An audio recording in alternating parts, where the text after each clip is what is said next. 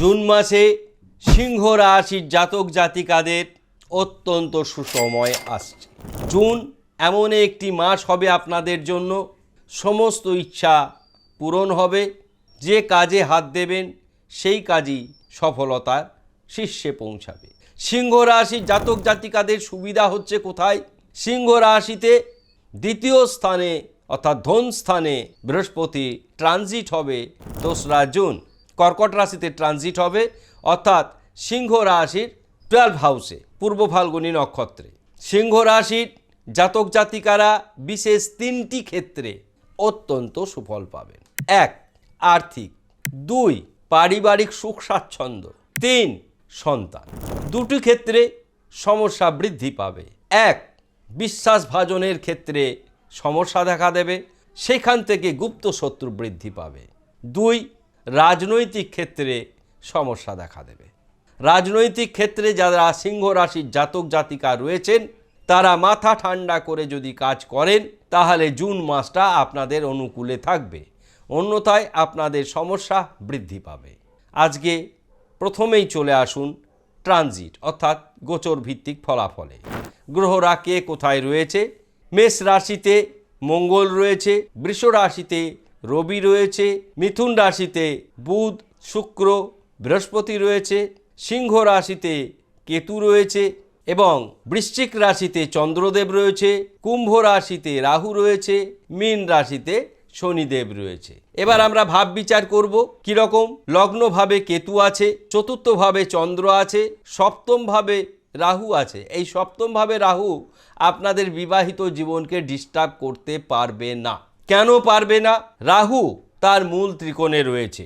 মূল ত্রিকোণে থাকা গ্রহরা বা আনন্দ ক্ষেত্রে থাকা গ্রহরা কোনো অশুভ ফল প্রদান করে না। আমরা রিসেন্টলি একটা শর্ট ভিডিও আপনাদের কাছে দিয়েছি যে পাপ গ্রহরা জুন মাসে কিভাবে মানুষকে উপকার দেবে, অর্থাৎ প্রত্যেক মানুষের জন্য এই পাপ গ্রহরা কিভাবে আপনাদের সাহায্য করবে। জ্যোতিষশাস্ত্র এমন একটি বৈদিক শাস্ত্র, এত সুন্দর এর গাণিতিক পদ্ধতি যে এই গণিত থেকে বেরিয়ে আপনার মনের মতন করে কাউকে খুশি করার জন্য কিছু বলার নেই।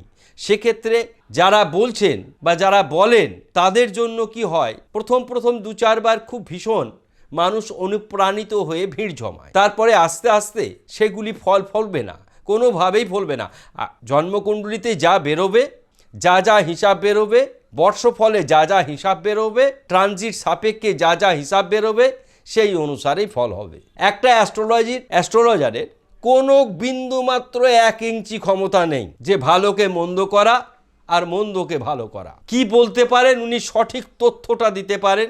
ধরুন আপনি পরের সপ্তাহে ঋণগ্রস্ত হবেন, এই ঋণগ্রস্ত হওয়ার কথাটা শুনলেন, আপনি সাবধান হবেন। প্রতিকার ব্যবস্থা বলবেন, আপনি প্রতিকার গ্রহণ করলেন, আপনি উপকৃত হবেন, অর্থাৎ সেই ঋণ আপনাকে গ্রাস করবে। এটি শুভ ফল। উনি দুহাত তুলে আশীর্বাদ করলেও আপনি কিছু পাবেন না, উনি আপনাকে দূরছাই করে দিলেও আপনার কিছু যাবে না। অর্থাৎ কোনো অ্যাস্ট্রোলজারের উপর নির্ভর করে না ফলাফল কি হবে। ফলাফল গ্রহরা যা দেবার সে তার ইষ্টদেবীর পরামর্শ, ইষ্টদেবীর কথা ছাড়া অন্য কাউরির কিছু চলে না। কেতু ধূমাবতীর কথাতেই চলে, রাহু ছিন্নমস্তার কথাতেই চলে, সূর্য মাতঙ্গীর কথাতেই চলে। তাদের নিজস্ব ইষ্টদেবী রয়েছেন, বৃহস্পতির উগ্রতারা। তো এইরকম সমস্ত প্ল্যানেটদের যারা ইষ্টদেবী, সেই ইষ্টদেবীদের কথা ছাড়া গ্রহরা কোনো কথা শোনে না। তাহলে ভাবচক্রে যখন আমরা বিচার করলাম, সপ্তমভাবে রাহু থাকায় আপনাদের অনেকেই মনে করতে পারেন আমাদের বিবাহিত জীবনে সমস্যা হবে। একবারই হবে না। আপনারা আমাদের চ্যানেল প্রথম বলে রাখছি, আমি অনেকের কাছ থেকে শুনেছি জুন মাসে সিংহ রাশির জাতক জাতিকাদের নাকি সংসারই ভেঙে যেতে পারে। একটি সংসার যদি ভেঙে যায় তাহলে আমাকে কনফার্ম করে ফোন করবেন, মেডিসিন জানা আছে, কিচ্ছু হবে না, দায়িত্ব করে বলছি। কেননা কিছু হবে না তার প্রথম কারণ হচ্ছে রাহু কোন নক্ষত্রে রয়েছে এটি একবার দেখবার আছে, কোন ক্ষেত্রে রয়েছে এটি দ্বিতীয় দেখবার আছে। সুতরাং প্রত্যেকটি জিনিস সঠিকভাবে মানুষের কাছে পরিবেশন করাটা জ্যোতিষ শাস্ত্রের কাজ। আমরা অষ্টমভাবে শনি রয়েছে, অষ্টমভাবে শনি থাকা খারাপ, অত্যন্ত খারাপ। কোন দিকে খারাপ ফল পাবেন আপনারা সিংহ রাশির জাতক জাতিকারা? শারীরিক দিকে, মানসিক দিকে। বকেয়া পাওনা আদায় হবে না, ঋণ হওয়ার সম্ভাবনা 100 ভাগ। ক্রোধ থেকে সাবধান। ভাগ্য অতি শুভ, ভাগ্যে চাকা সম্পূর্ণভাবে ঘুরে যাবে। কেননা এই ভাগ্য আপনাদের সুপ্রসন্ন হবে, কারণ মঙ্গল এই ভাগ্যেই রয়েছে স্বয়ং ভাগ্যপতি হিসাবে। রবি কর্মে রয়েছে, কর্মক্ষেত্রে রবি থাকা অত্যন্ত শুভ ফল। একাদশে রয়েছে বুধ, শুক্র এবং বৃহস্পতি। ভাগ্যবানের বোঝা ভগবান বয়, একাদশে বৃহস্পতি থাকা ঠিক সেই লক্ষণ। সুতরাং সিংহ রাশির সর্বক্ষেত্রে উন্নতির জোয়ার বইবে। যে দুটি ক্ষেত্রে সমস্যার কথা বললাম তার জন্যে আপনারা কি করবেন?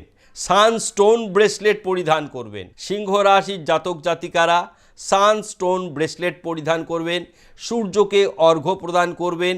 এসো অর্ঘ্য ওং হ্রিং সূর্যায়, এসো অর্ঘ্য ওং হ্রিং সূর্যায়। একটি জবা ফুল দিয়ে, আতপ চাল দিয়ে, দুব্য ঘাস দিয়ে আপনারা এটি করবেন প্রত্যেক দিন সকাল 4 থেকে 6:40 মধ্যে। ফলাফল দেখতে থাকবেন। অনুষ্ঠান অত্যন্ত ভালো লাগলে মন্তব্য করবেন, শেয়ার করবেন, সাবস্ক্রাইব করতে ভুলবেন না। সকলে ভালো থাকবেন। ধন্যবাদ।